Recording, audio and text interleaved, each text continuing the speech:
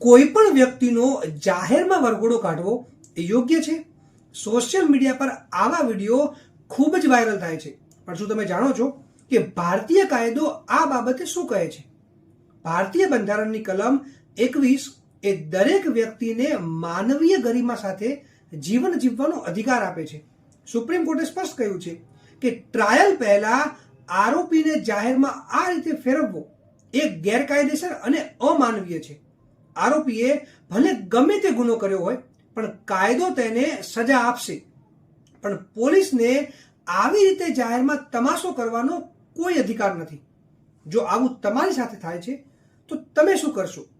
એક, સંબંધિત પોલીસ વિભાગના ઉચ્ચ અધિકારીને ફરિયાદ કરી શકો છો, યા પછી નેશનલ અથવા સ્ટેટ હ્યુમન રાઇટ્સ કમિશનમાં ફરિયાદ દાખલ કરી શકો છો.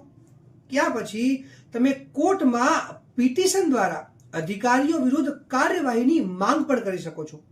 જાગૃત બનો અને આ વિડીયોને વધારેમાં વધારે શેર કરો.